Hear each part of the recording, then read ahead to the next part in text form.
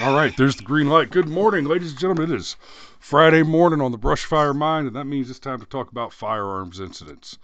And well, we had one locally here yesterday in Gwinnett County. Now this one's interesting. Um, and I went ahead and pulled up a different article from the one you sent me, one that's a little more updated.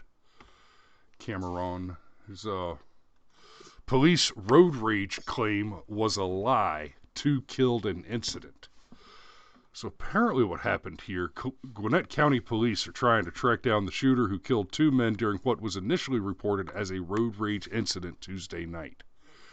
So here's the other article. Gwinnett road rage incident that killed teen was actually robbery attempt. 16-year-old is dead and a 20-year-old is in critical condition after a foiled robbery turned deadly. Police say a group of 5 men attempted to rob an unknown subject in the parking lot of 950 Indian Trail Road at around 10:30 Tuesday. The person that they were attempting to rob shot into the car, which fled the scene.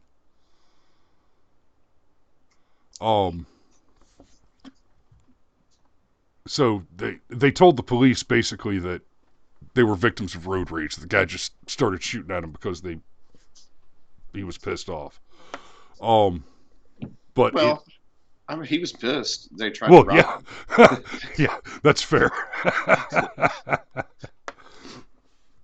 But generally, when you talk, if you're talking about a shooting incident wrapped up around a road rage incident, then what you are kind of expecting is that uh,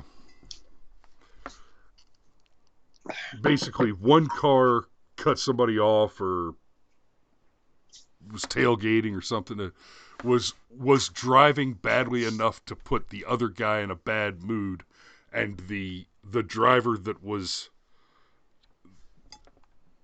shall we say, the recipient of the bad driving loses his cool, chases somebody down, and blows them away. Hey, you SOB, you ran that stop sign. There are kids in this neighborhood. Blam, blam, blam.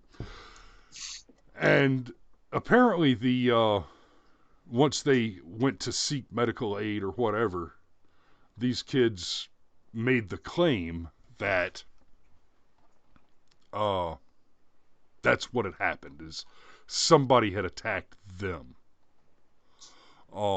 So here's the more updated version. They found 5 young men in the Altima. 2 had been shot. One dead at the scene, DRT. And then an Eric Vargas, 20-year-old, was in critical condition when paramedics rushed him to the hospital. He passed away the next day. They believe the road rage claim was a lie to cover up an attempted robbery. Whoops. What's Rod Oh saying dear. there? Say again? Rod is in the Oh, comments.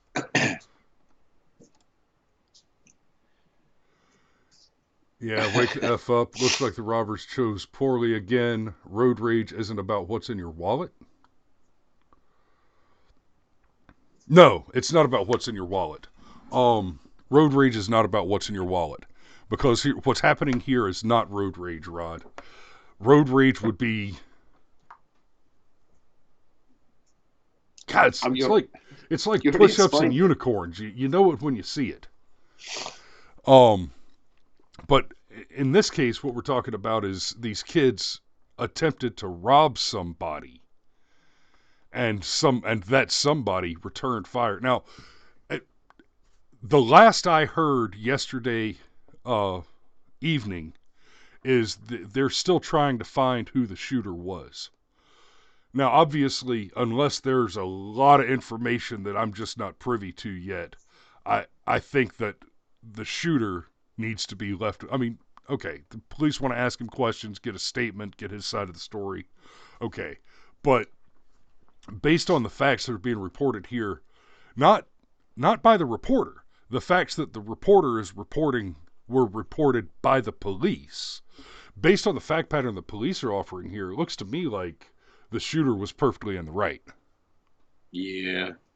I mean, you roll up on me in my car, and I'm not gonna feel bad.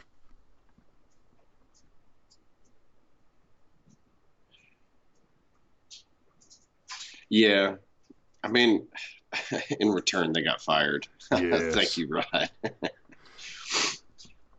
Yes. Yeah, I mean it's real simple. Like you commit an act of violence, and robbery is an act of violence. Well, something violent might happen to you. This is even though the shooter has not been identified.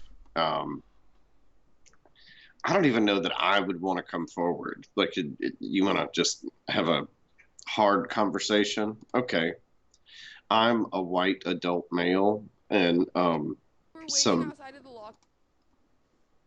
Sorry about that. Keep going. I would feel bad, but pow pow pow. No, so I'm an adult white male, and some young POCs roll upon me and try and rob me. I don't know that I'd want to be identified in that situation because inevitably I'm going to end up being the bad guy. So, well, there's a little bit of that racism stuff there. And now that you've got a dead kid in the mix, yeah, like I almost, it's not that big of a stretch for me to understand why this guy doesn't want to come forward because uh, almost guarantees, middle-aged white dude, whatever, and he doesn't want the hassle. And I could be wrong. It could just be me guessing, but maybe not. But either way, you know, kids don't rob the liquor store, and the liquor store owner never pulls out a shotgun and fills you so full of birdshot you look like a plate of spilled SpaghettiOs. It's just that simple. And that's all I got this morning because I got a seriously early start ahead of me. Okay. I because we're talking about firearms today, and we're only 7 minutes in. We got a couple of minutes. I do want to bring up this. You and I talked about it briefly yesterday. There was a school shooting in California yesterday. Um, and I do want to talk about this one briefly. Frankly, I wouldn't bother because it's another school shooting. I don't like to give any. I, I don't want to give airtime to school shooters.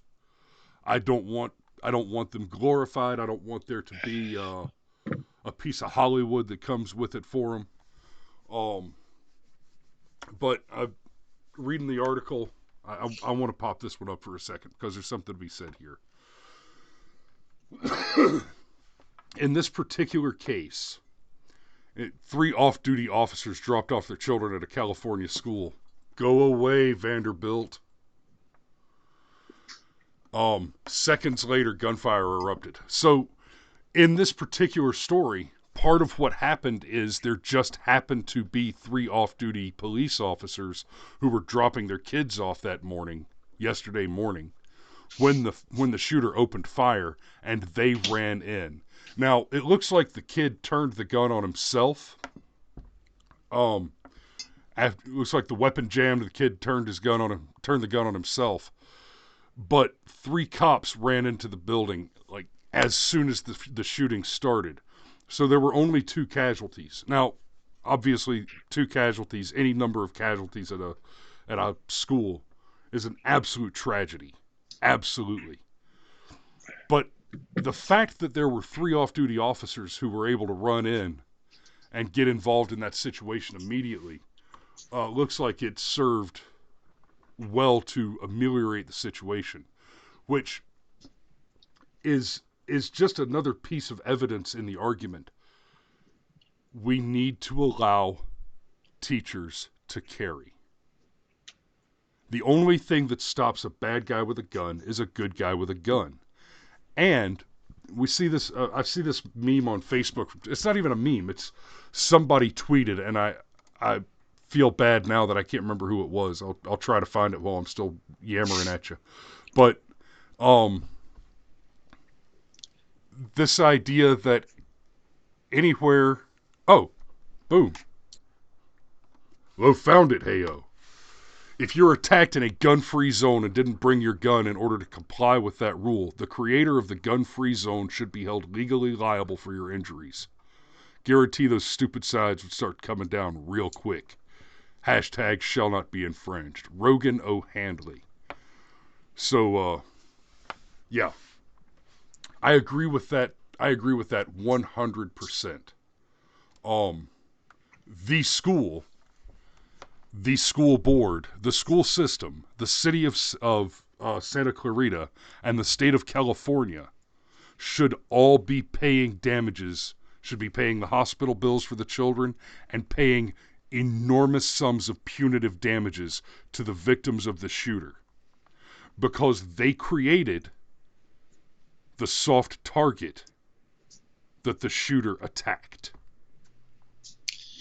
We don't. Yeah. What we have in this country are not gun-free zones. What we have are designated soft targets, advertised, publicized, designated, preferred locations of mass shootings. That's what a gun-free zone is. It is a designated soft target. You might as well be sitting down with every mass shooter that ever happened and actively helping them to plan their attack. That is what a gun-free zone is. Yeah, it goes all the way back to the whole prohibition argument, basically.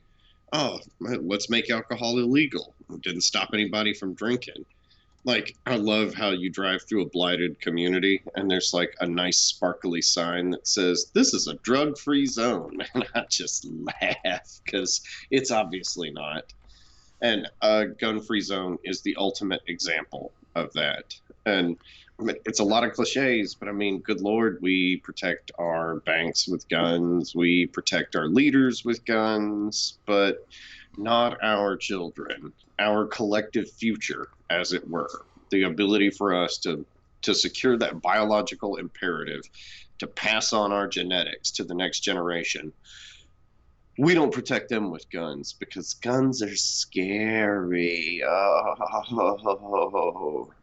Well, no, mass shooters are scary. The fact that, the 1% of the 1% of the 1% of the truly crazy and evil can just go. Because I mean, apparently it was this guy's birthday. So for his 16th birthday, he goes, "I'm going to shoot up my school." Right. Now, and Rod makes a good point here. Like a Trump rally, everyone who goes in is disarmed and searched to prove it. Yes, that is true. When we did the NRA thing and we went to the big NRA gun show, we were armed everywhere. We were walking around in the CNN building in downtown Atlanta that day, except for when I actually went into the rally with Trump. I had to go through Secret Service and magnetometers. Now, I will give you just a little bit of pushback in this kind of a devil's advocate thing, though, Rod. When you go to a place like a school and it's a gun-free zone, there may be a cop, a resource officer on duty, maybe. But just like we saw in the Parkland shooting, well, he's basically a mall cop that has a gun, and you can't rely on that. Now, when you go to a Trump rally, in fairness, that is not a gun-free zone in the same way that most gun-free zones are, because especially when you're talking about a Trump rally, you're talking about the president. There is a host of armed, trained men with the profession of interdicting in such a situation. So if suddenly something were to happen, you're surrounded by U.S. military, Secret Service that are ready to rock and roll. Rod, yeah, no, look, I'd love to go down that rabbit hole. Yeah, we don't have time this morning, unfortunately. We're running out of time, but yeah, I have no doubt that part of the math is going to be Democrats turning violent at Trump rallies. Ooh, yeah, right there with you. And that's not even a special prediction. We've already seen it before. It's already happened. All right. Well, ladies and gentlemen, that's all we got for you this morning. It's grab your cocks and pull up your socks. It's time to go to work. Y'all be safe out there. We'll see you Monday morning. All right, man.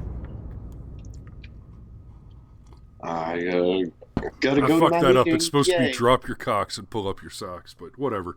I'll see you later, brother.